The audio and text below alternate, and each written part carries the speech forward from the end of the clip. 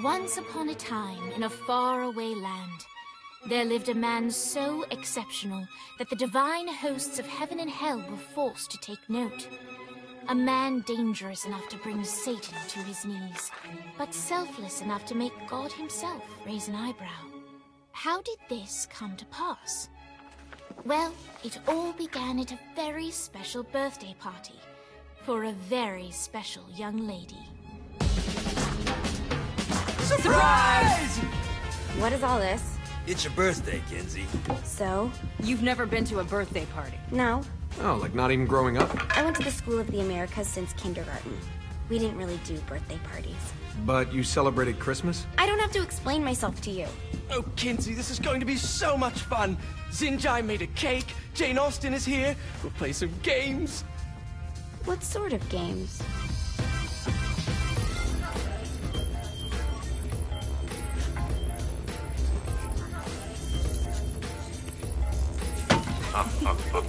So you celebrate birthdays by trafficking with spirits? It's spooky and fun. It's a bunch of It's tradition.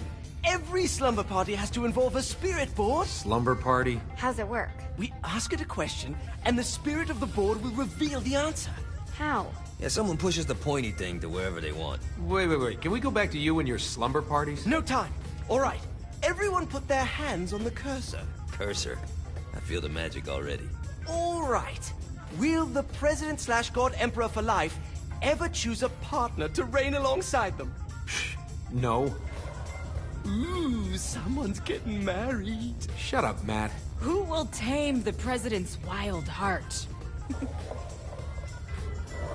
What are you guys trying to spell? I'm not moving it. That's the spirit, Kinsey. I'm serious. I'm not moving it either. Neither am I. Jezebel? Who the fuck is...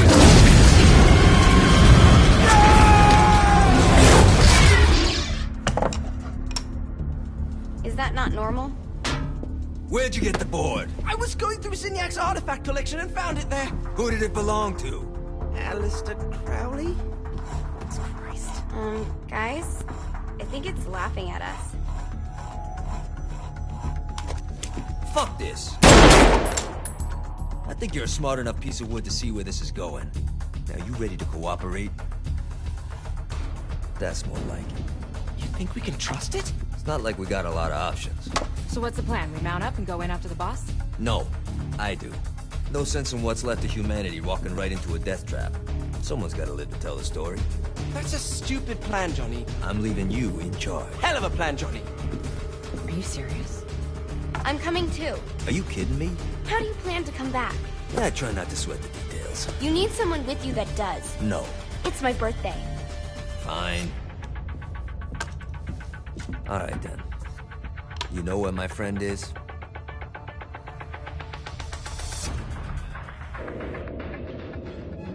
True to its word, the spirit board opened up another portal and sent Johnny and Kinsey screaming into hell.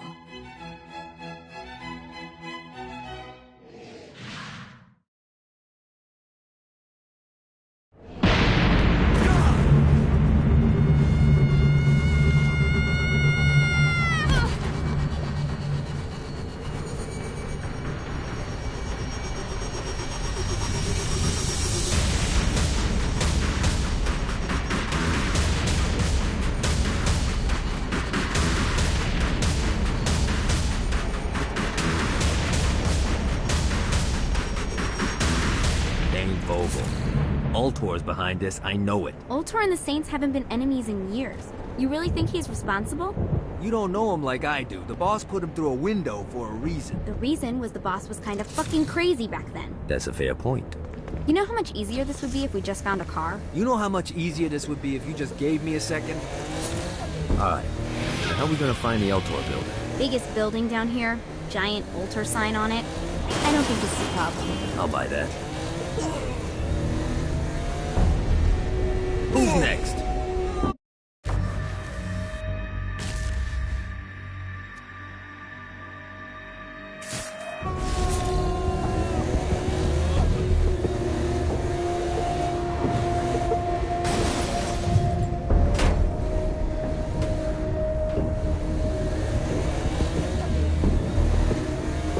at us.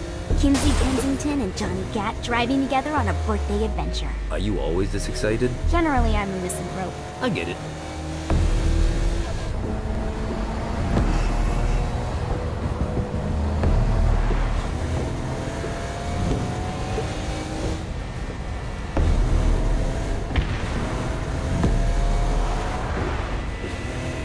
So this is hell.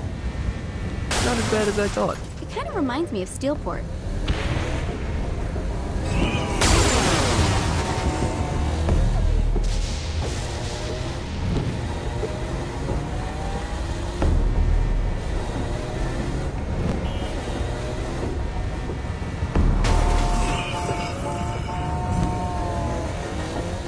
So, what's the plan? Oh yeah.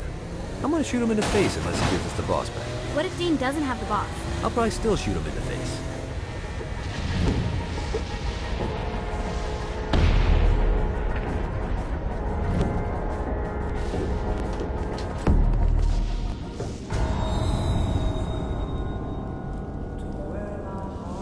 Welcome to hell. Shouldn't you have a receptionist? Such is the plight of eternal damnation. I have a feeling you didn't come here to catch up. Let's talk in my office.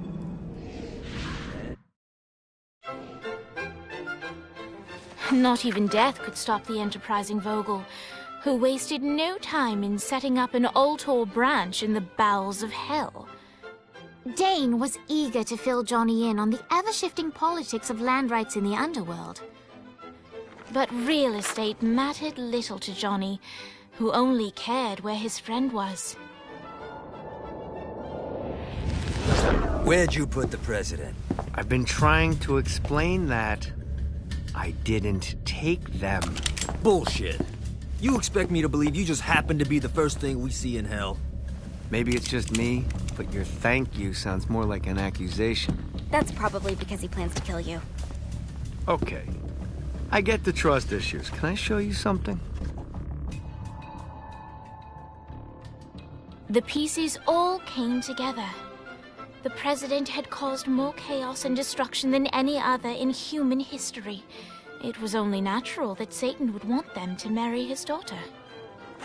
They needed a plan, and Johnny had one. I'm gonna shoot the devil in the face. I think you might be skipping some details. No, I said in the face. I like the commitment, but you gotta find a way to get close enough to him in the first place. When's the wedding? I'll just show up And then you'll shoot him in the face. Sorry, but it's a little more complicated than that. These things are tied to the soul. You won't be able to enter without one. So how do we get one? You get his attention. I know some places that are of particular value to the father of the bride. You hit those, you'll get your shot. Wait, why would Satan give out an invitation for destroying his stuff? Oh, he won't, but it should piss him off enough to get him to attack Johnny personally.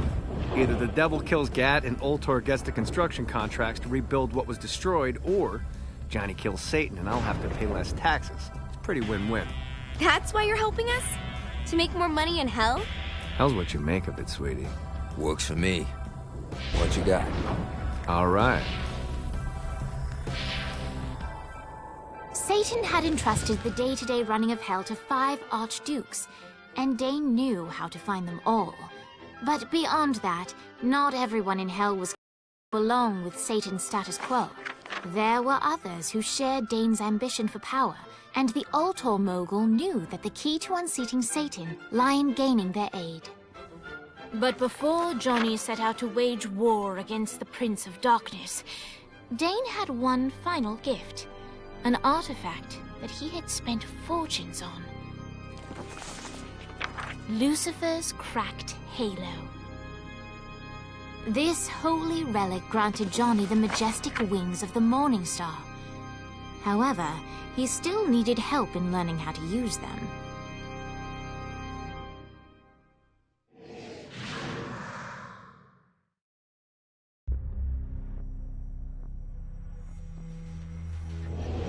Alright, you got me out in the sticks, now what? Would it kill you to show a little excitement? You're about to experience angelic flight, for Christ's sake. Dane. Someone needs a nap. Just collect some soul clusters and power up the halo. You'll be flying around and... Great. Now you should have just enough...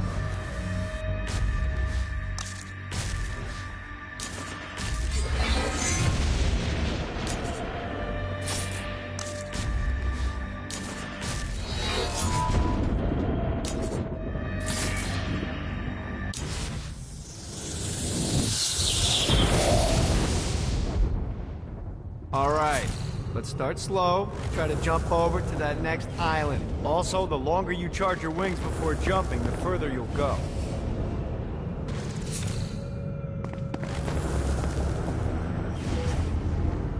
Hey, you didn't fuck it up. Good job. Now get up that cliff.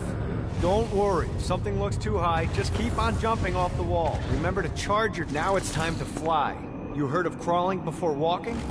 Well, in this case, you need to jump before you can fly. Launch yourself in the air with a jump, and then hold your wings out to glide to that next island. I put out some orbs to show you. You'll have to dive to reach the next island.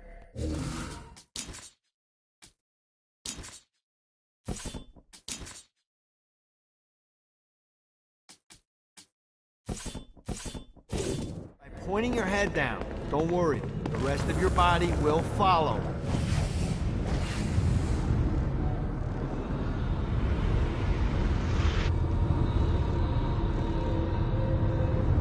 I put a shiny flap orb out in front of you. Collect the orb, and your wings will flap to gain speed. Running out of juice.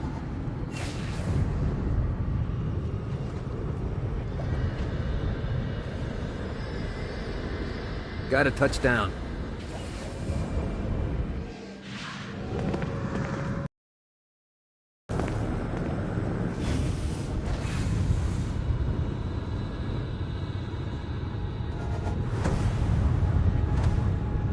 All right, now try flapping those wings on your own. Do a flap on your way to the next island. God, this feels good. The exact opposite of diving is climbing. Climbing will slow you down and eventually cause you to stall. And trust me, stalling sucks. You can flap while gliding to gain additional speed. So the faster you're going, the higher you can fly. Now try to reach the island.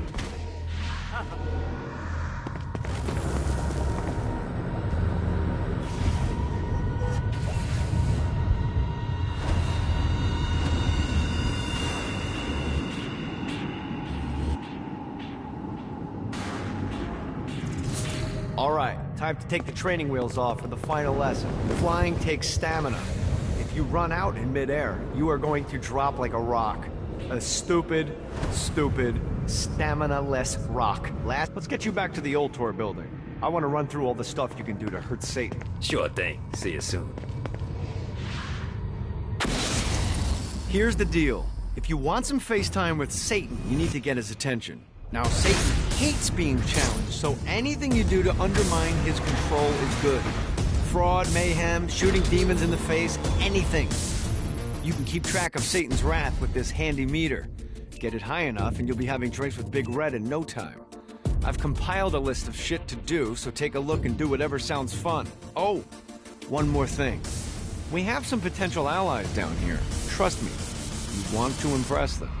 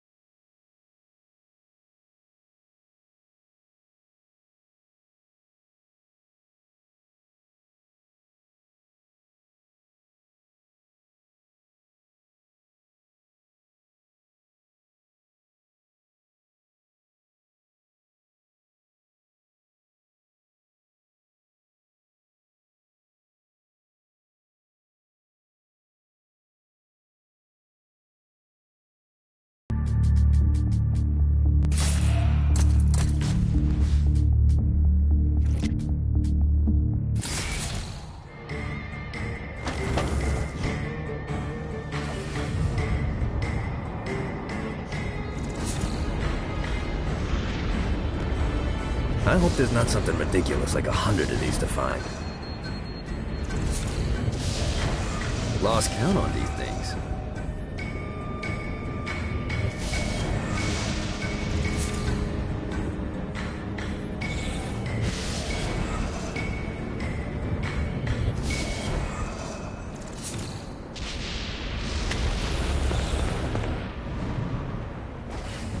Yeah!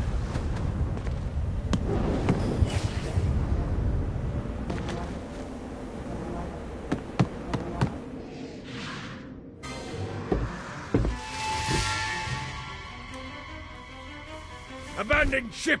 We've been boarded! Get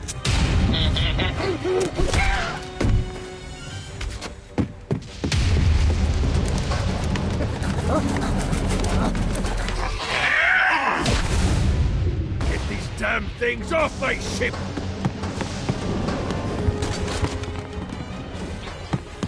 You think I'm scared of you? Big word. Get off, shit.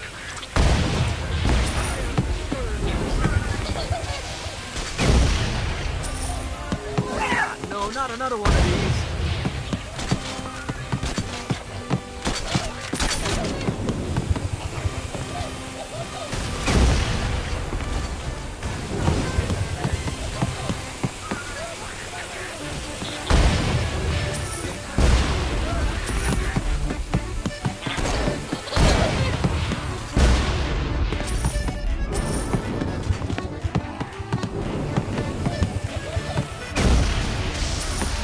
I got a bit of treasure in that chest over there.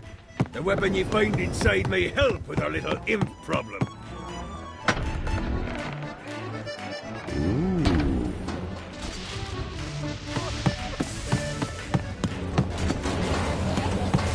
This is good for the soul. Get off, piece of shit. No, not another one of these.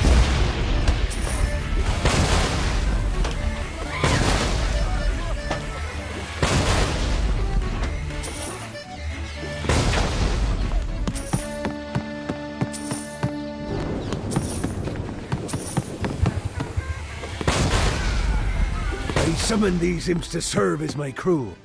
I forgot what a handful they could be. Once aboard, they wouldn't listen to their captain. They ran amok in the bowels of the ship.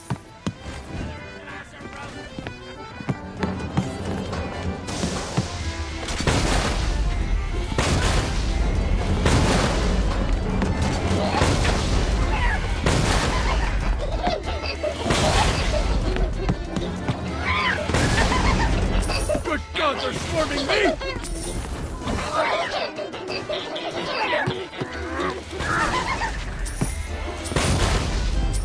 Get it off, get it off.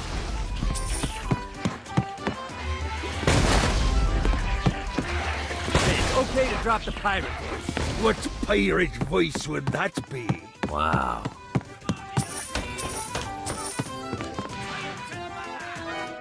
Zinyak's destruction of Earth had a profound impact on the afterlife. To heaven, it was a logistical nightmare. St. Peter's meticulous nature drove purgatory wait times to unbearable levels. Meanwhile, in hell, where souls in pain were used as currency, it created a new era of prosperity for the wickedly enterprising. This economic boom resulted in the coffers of hell to be overflowing, which in turn piqued the interest of the most notorious man that sailed the seven seas. Long had Blackbeard been a thorn in Satan's side, robbing tax collectors on a semi-regular basis. But the promise of an immeasurable fortune drove him to be even bolder. An arrangement was reached. Blackbeard would provide information on strategic targets in exchange for a share of the profit. Johnny, who was interested in murder, not money, happily agreed.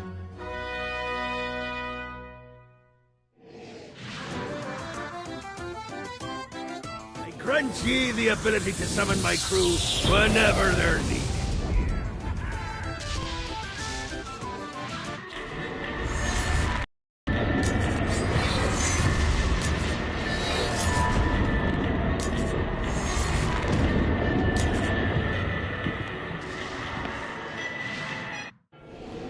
All right, matey. It's time. Let's summon me favorite scurvy-riddled hellion, the imp. Why don't you start off by summoning an imp to take out those enemies?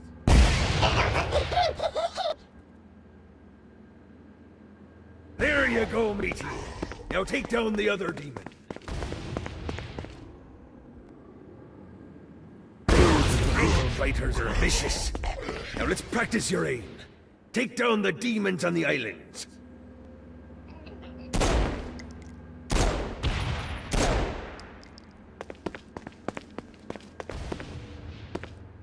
things are as rewarding as pressing someone into service, am I right? Now get going.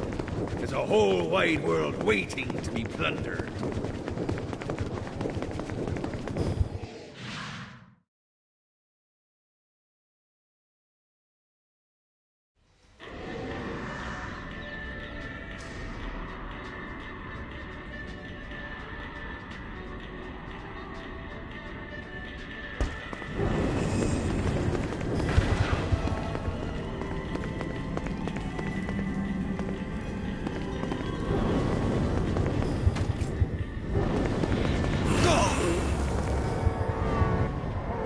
I raided a Centerpol office and found information on where the president is being kept. Evidently, they've been trapped in some sort of soul crystal inside Satan's palace. Breaking in is an impossibility. Your best bet to save him is to continue to try to draw Satan out of his palace.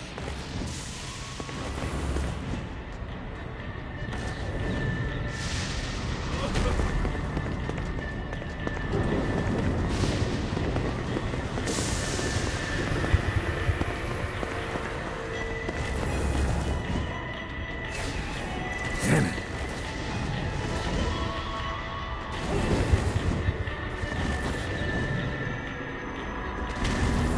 A Damned Soul's Orientation Guide, Chapter 13.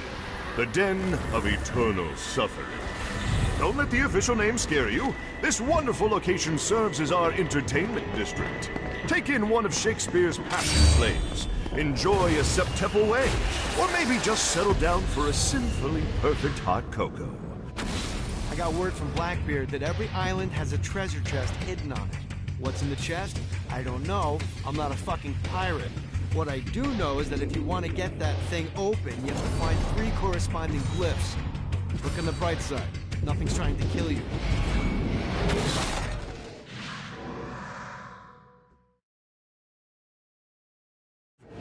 Is it really that different from San Francisco?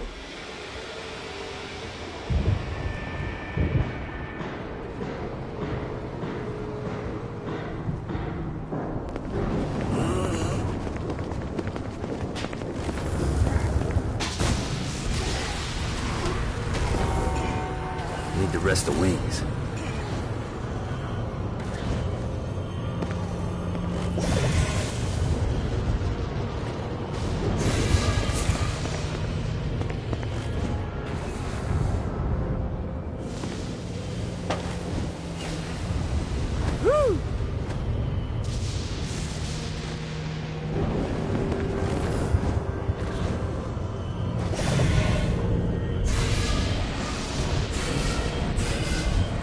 Got it.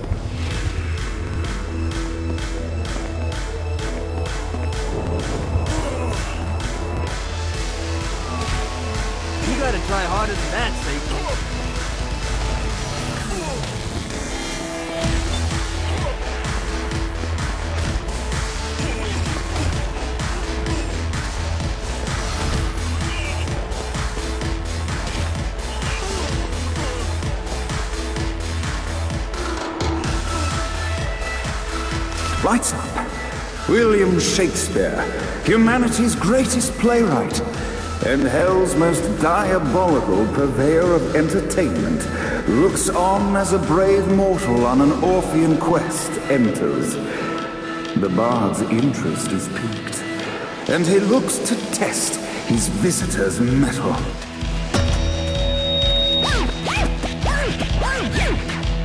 The masked tragedies were used to enemies cowering as they approached. But soon they realized that they faced a foe with courage and nobility, traits uncommon in the fires of perdition. You think I'm scared of you?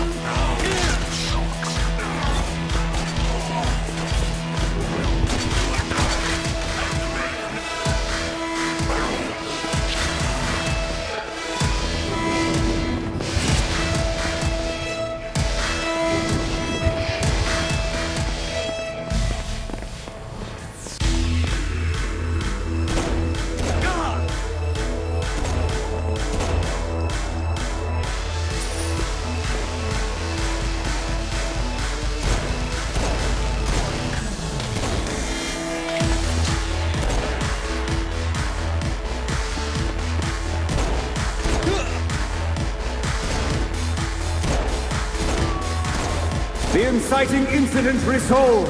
The time had come for rising action.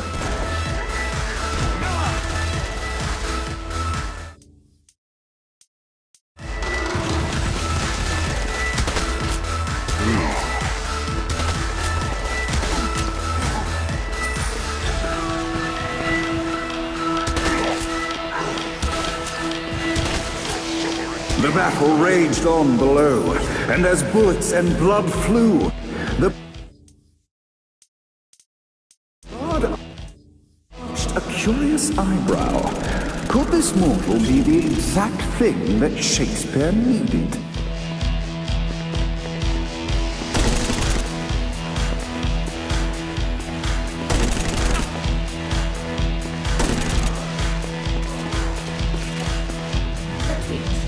This battle's far from over, mortal. Arise! And now, Act 3!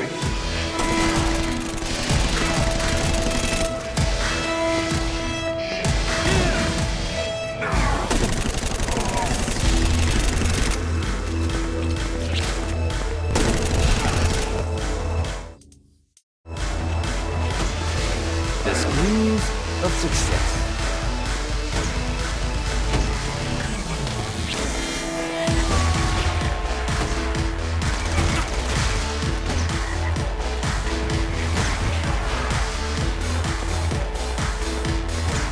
The conflict resolved, Shakespeare eagerly awaited meeting the champion that dispatched so many of his men. Undoubtedly, they were here for the bard's aid, and while happy endings were not a thing found in hell, Shakespeare always had a soft spot for comedies.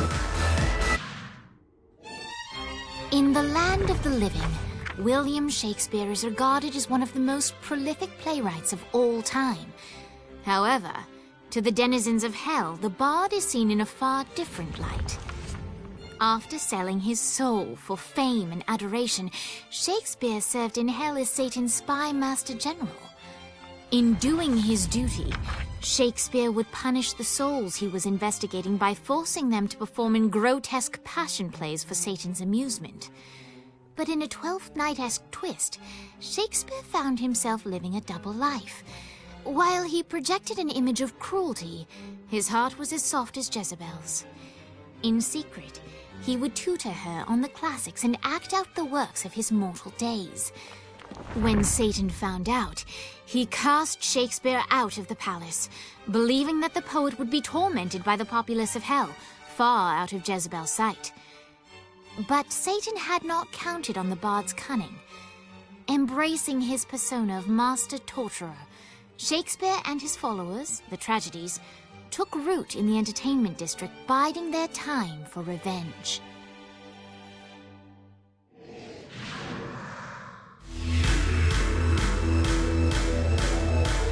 So Shakespeare called forth the Deus Ex Machina to bestow our protagonist with the arcane power of Force Stomp.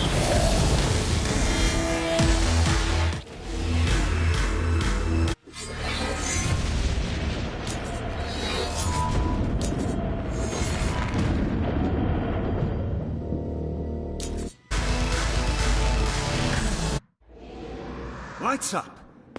The mortal stands in the training ground, eager to try out his new Force Stomp power on the group of demons in front of them.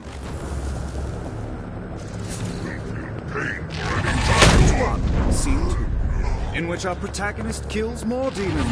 Act 2, in which our protagonist is greeted by foul imps.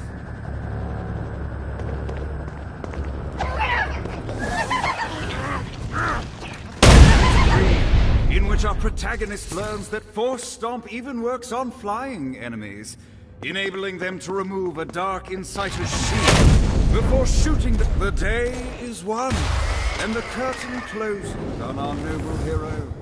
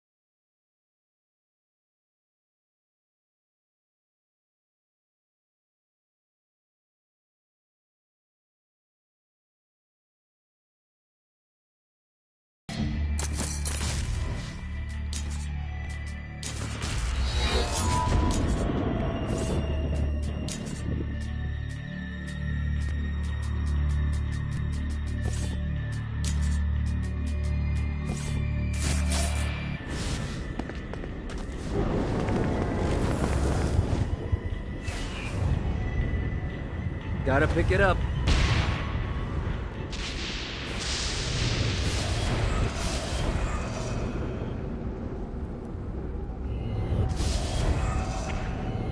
Fucking collectibles.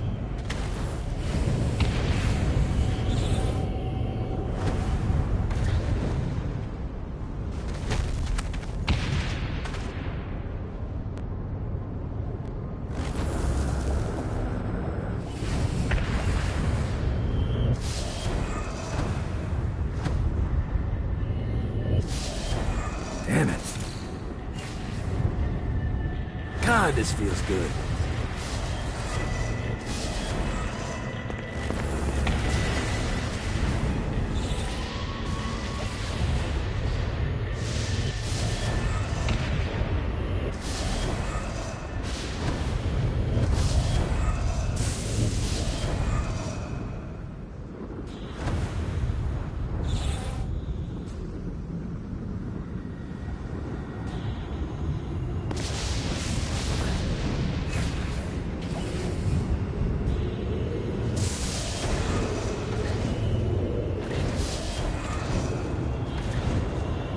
This is what I'm talking about.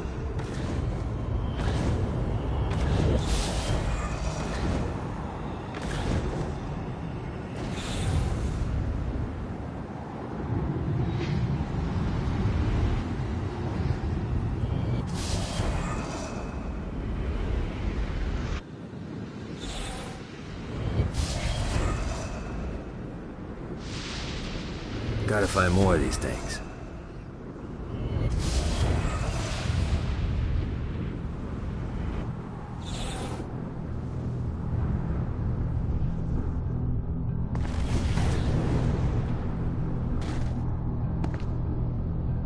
Who can see?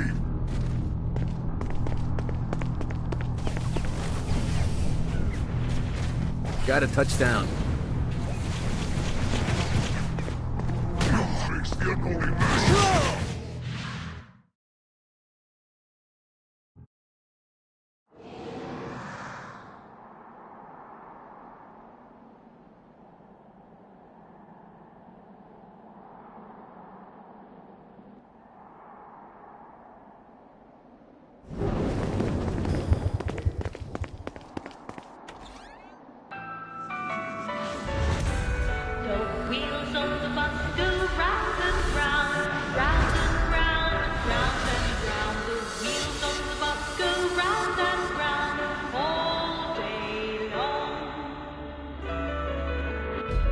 The horn on the bus goes beep, beep, beep, beep, beep, beep, beep, beep, beep.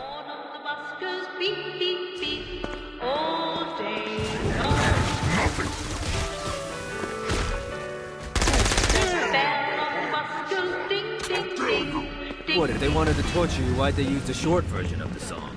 This is the short version. Oh yeah. The wipers on the bus go swish, swish, swish. The hobo on the bus goes heh, heh, heh. Come on,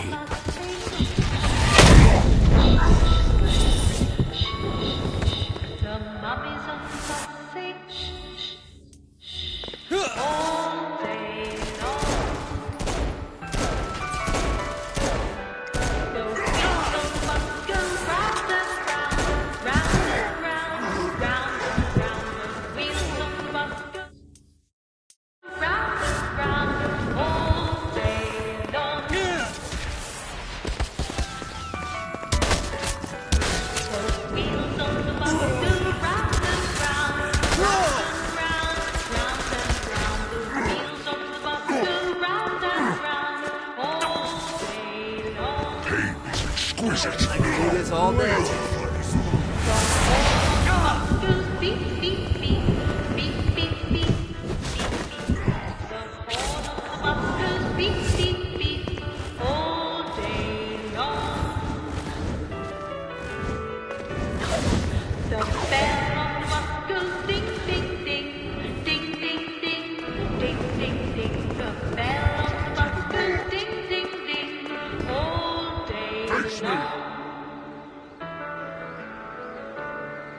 The driver on the bus says tickets, please, tickets, please, tickets, please. The driver on the bus says tickets, please. We must end this infernal music!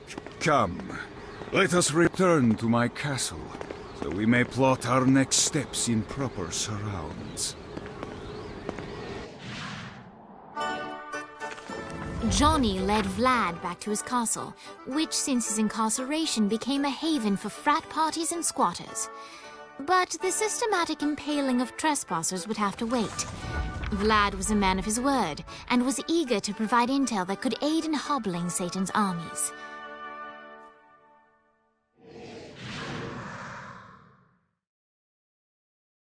I bestow upon you the Stygian cold fire.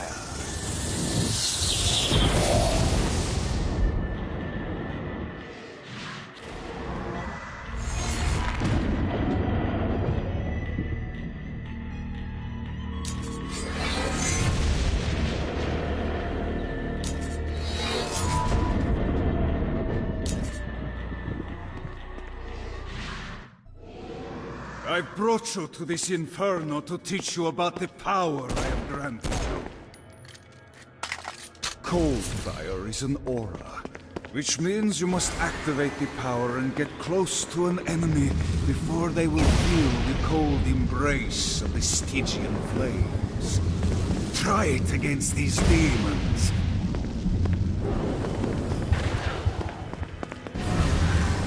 Well done. Now here comes a dark inciter. Use your aura, then get close to him to take down his shields. From there you can finish him off with your pistol. You've done it.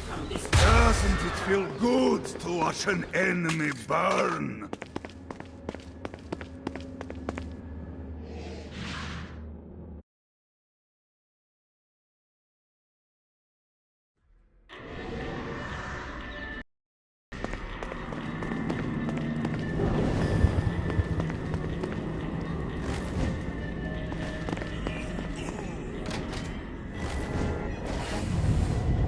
Gotta pick it up. Lost count on these things.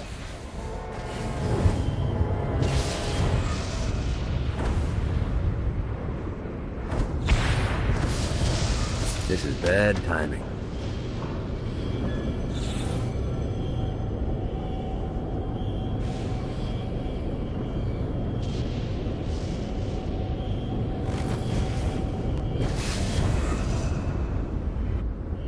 Nice.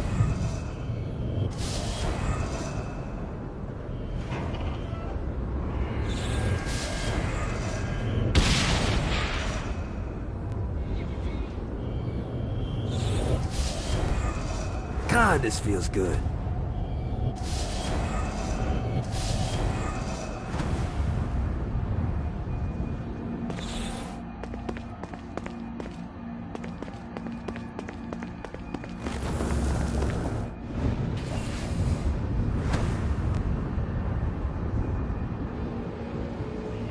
Lost count on these things.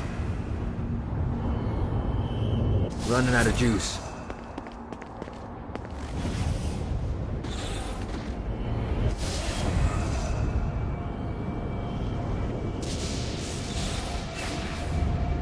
Damn it.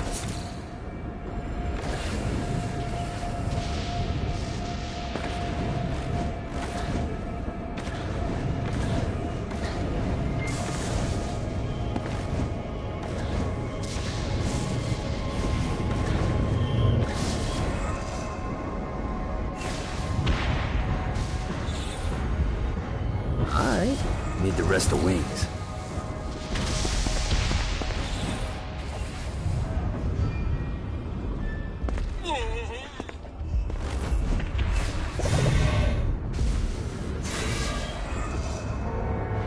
Gotta pick it up.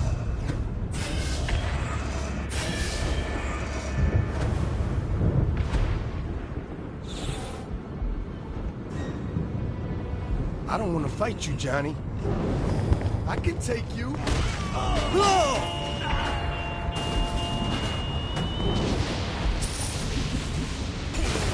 hi to him for me. Forgot about you?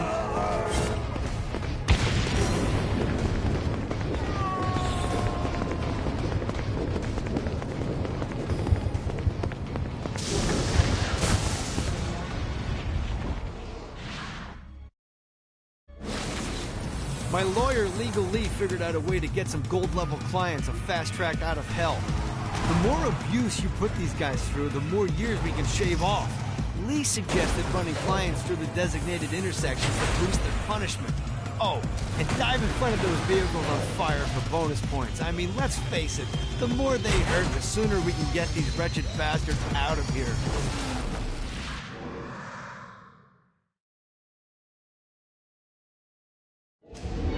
While his wife Laura was admitted into heaven, the Heavenly Father was less forgiving of poor Tobias, whose shirtless antics as a crazed drug dealer firmly earned him a place inside the Great Inferno. However, ever the optimist, Tobias tried to look on the bright side of being transformed into a husk. After all, while the removal of his signature dreadlocks was a disappointment, he was finally free from having to wear pants ever again. But while Perpetual Commando appealed to Tobias, he still yearned for Laura and her delightful snickerdoodles. Touched by his story and terrified by his demeanor, Legal Lee worked with renewed purpose to unite the two lovers.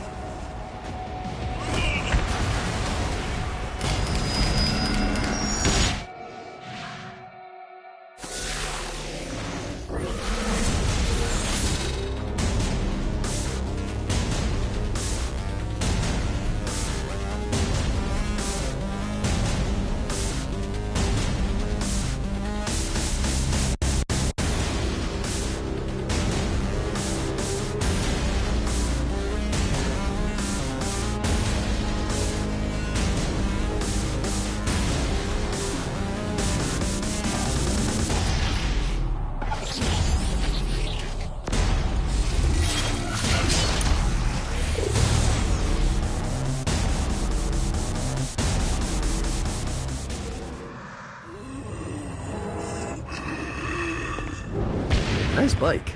It's mine now. Who's laughing now?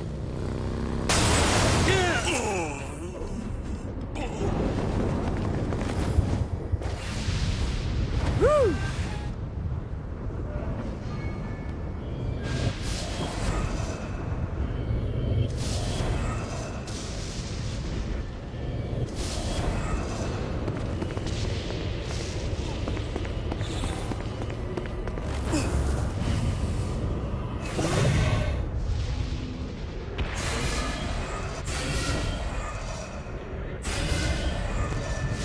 Lost count on these things.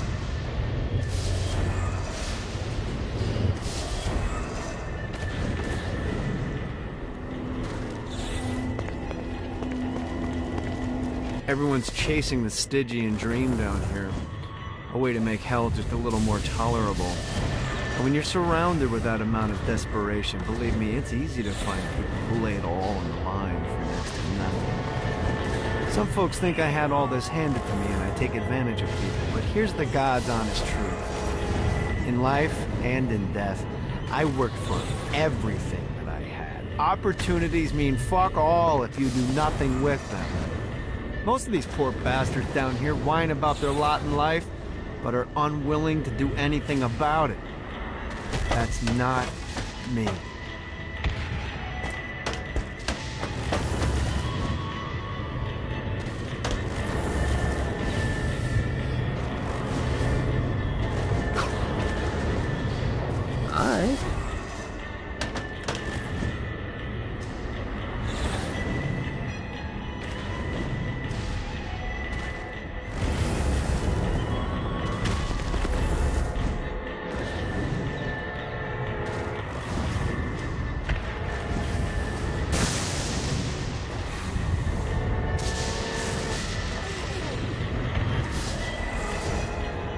Running out of juice.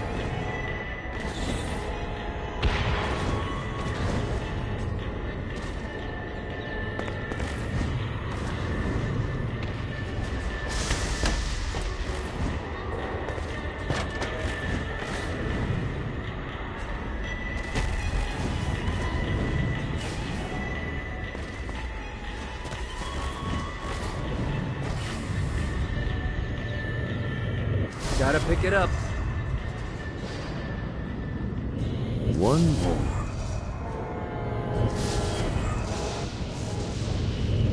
Got a touchdown.